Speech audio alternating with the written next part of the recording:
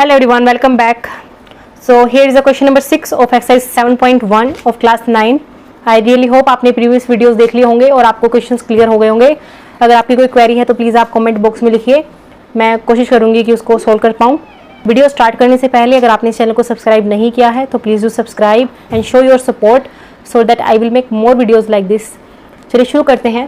Question number 6 is in the given figure. ये जो हमारे पास फिगर गिवन है, ठीक है, तो इसमें क्या कह रहा है आपको. वैसे देखो फिगर देखने से पता लग रहा है कि ये वाली साइड इस साइड के इक्वल है और ये वाली साइड इस साइड के इक्वल है, ठीक है. तो A C side is equal to A E and A B is equal to A D. Also angle B A D देखो दिखाई दे रहा है ना, ये वाला एंगल किसके इक्वल है, सी ए ई के, ठीक है. इस एंगल के ये दोनों एंगल्स भी आपस में इक्वल है और हमें शो क्या करना है कि जो बी सी साइड है ये वाली, देखो मैं इस पर ऐसे कर देती हूँ, थर्ड ये जो साइड है हमें शो करना है कि ये इस साइड के इक्वल हो जाए. तो देखिए इन साइड्स को इक्वल कैसे दिखा सकते हैं हम, अगर हम उन टू ट्राइंगल्स को कॉन्ग्रुएंट प्रूव कर दे जिनमें दोनों साइड्स आती हो, ठीक है. तो हमारा जो ये साइड है ये आपस में इक्वल हो सकती हैं बाय सीपीसीटी रूल. तो देखिए ट्राइंगल कौन कौन सा लेना पड़ेगा हमें, बी ए सी. एक तो पूरा लेना पड़ेगा बी सी को दिखाने के लिए, और दूसरा ट्राइंगल कौन सा लेना पड़ेगा हमें, डी ए ई, ये वाला ट्राइंगल, ठीक है. तभी तो ये साइड इसकी इक्वल हो पाएगी ना, अगर ये दोनों ट्राइंगल आपस में कॉन्ग्रुएंट हो जाएंगे तो, ठीक है. बट देखो मैं भी आपको पहले कुछ और प्रूव करवा रही हूँ, ठीक है. वो कराने के बाद जब हम ट्राइंगल को प्रूव करेंगे कि कॉन्ग्रुएंट हैं तब आपको समझ आ जाएगी कि मैंने जो पहले जो पार्ट किया है वो क्यों किया है. तो देखिए हमें क्या दे रखा है, ये दोनों एंगल्स जो हैं वो इक्वल हैं. हमें क्या गिवन है, angle B A D is equal to angle E A C. ये हमें क्या पता है, ये गिवन है, ठीक है. अब देखो हमें ये ए बी सी ट्राइंगल और ए डी ई ट्राइंगल को अगर कॉन्ग्रुएंट प्रूव करना है तो देखो इस पूरे एंगल की भी हमें जरूरत पड़ेगी और इस पूरे एंगल की भी हमें जरूरत पड़ेगी. बट इस एंगल का तो हमारे पास कुछ है ही नहीं ना डाटा, तो हम पहले इस एंगल को ही देख लेते हैं कि ये क्या है, ठीक है. अब इस एंगल को देखने के लिए हमें ये पता है कि ये जो इतना पार्ट है ना ये तो आपस में इक्वल है. तो अगर मैं दोनों एंगल्स के अंदर ये वाला पार्ट ऐड कर दूं तब भी तो आपस में इक्वल रहेगा, है ना. अगर ये दोनों आपस में इक्वल है तो मैं 2 और 2 ऐड कर दूं तब भी इक्वल रहेगा. बेसिक इक्वेशन है. तो हम क्या लिख सकते हैं, angle B A D, both side हमें कौन सा एंगल ऐड करना पड़ेगा, डी ए सी, ठीक है. तो एंगल डी ए सी अगर हम बोथ साइड ऐड कर दें तो भी हमारी जो इक्वेशन है वो इक्वल रहेगी, ठीक है. आपको समझ आ गया हमने क्यों ऐड किया है. अब आप देखो बी ए डी और डी ए सी, अगर मैं इस पूरे एंगल की बात करूँ तो कौन सा एंगल है, बी ए सी एंगल है ना. तो हम इसकी जगह क्या लिख सकते हैं, angle B A C which is equal to E A C. E A C इस एंगल में अगर हम इस एंगल को जोड़ देते हैं पूरा एंगल बन जाएगा और ये एंगल किसके इक्वल आ जाएगा हमारे पास, ई ए डी के इक्वल आ जाएगा, ठीक है. तो इसको हम क्या लिख सकते हैं, एंगल डी ए ई, ठीक है.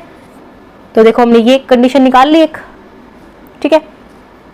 इसको 1 इक्वेशन का नाम दे देते हैं, ठीक है. अब देखो हमें जो दो ट्राइंगल्स कॉन्ग्रुएंट प्रूव करने हैं वो प्रूव करते हैं. तो लिखते हैं in triangle B A C and triangle D A E, ठीक है ना.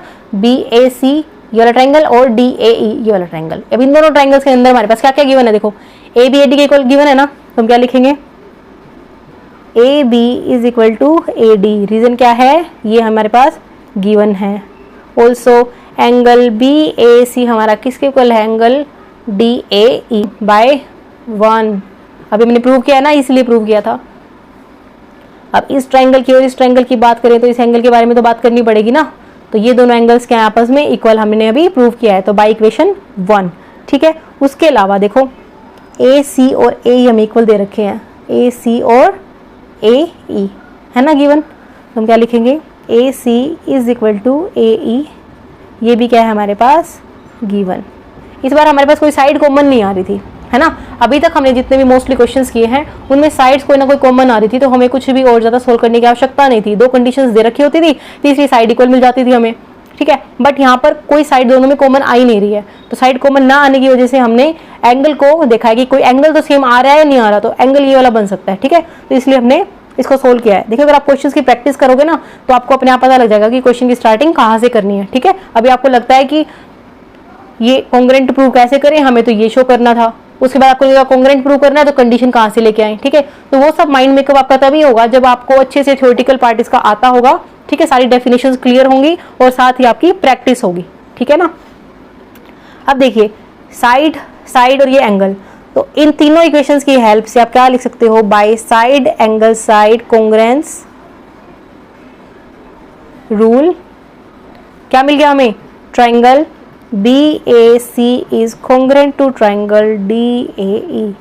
अब ये कॉन्ग्रेंट प्रूव होने से क्या हो गया, विच इम्प्लाइज जो साइड BC है वो DE के इक्वल हो जाएगी। रीजन क्या लिखोगे आप, बाय CPCT रूल।